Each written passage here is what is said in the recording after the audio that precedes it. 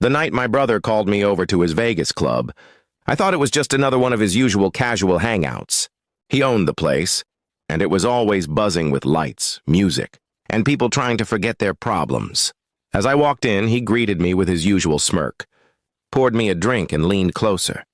Then he asked the question that froze me inside. "Where's your wife?" I laughed lightly and replied, "She's in, probably at home resting," but the way he looked at me told me there was more behind his words. He wasn't asking out of curiosity. His eyes were sharp, heavy, and carrying something he was struggling to say. I asked him what was wrong, but he only shrugged and poured himself another drink. He wasn't the type to play games with me, but that night, he seemed almost reluctant to reveal what he knew. After a few minutes of silence, he finally muttered, "She's not at home." The words hit me like a brick. My chest tightened and my fingers gripped the glass too hard. "What do you mean she's not at home?" "You've seen her?" I asked, my voice louder than I wanted. He just nodded slowly, scanning the room like he didn't want anyone else to hear. He gestured toward the VIP section of his club. My heart dropped instantly. I followed his eyes, and there, sitting comfortably on one of the velvet couches, was my wife. She wasn't alone. A man sat beside her, his hand draped casually over her shoulders, leaning in too close for comfort. My stomach twisted, and I felt heat rise in my face. At first, I tried to convince myself it wasn't what it looked like. Maybe it was a friend, maybe a cousin, maybe someone she knew from work.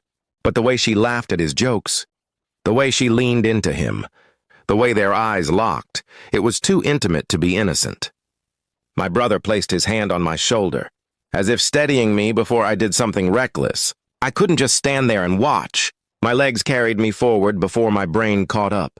As I walked toward the VIP section, my wife's smile faded when she spotted me. She froze in place, her laughter dying instantly. The man beside her looked at me with a smirk, completely unbothered, like he already knew who I was and didn't care. I stood in front of them, trying to control the storm inside me. "So this is where you've been?" I asked, my voice low but sharp.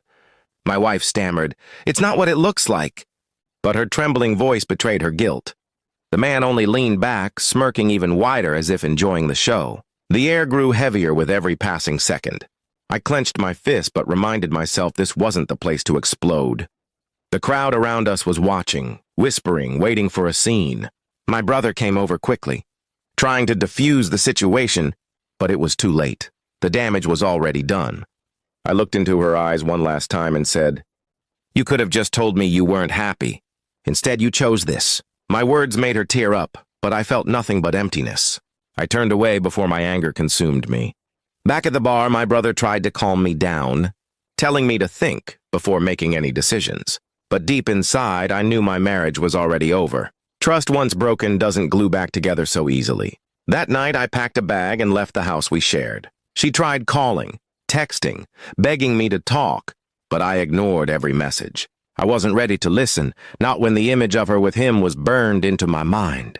Days turned into weeks, and she eventually stopped trying. I filed for divorce quietly, without drama, without giving her the satisfaction of hearing my pain. My brother stood by me, reminding me that sometimes losing someone who betrays you is actually winning peace. It wasn't easy to let go, but in time I realized he was right. The truth always comes out. And that night in my brother's club was the moment mine did. She was gone, but so was the weight of lies I had unknowingly carried. And in that painful ending, I found the strength to start again.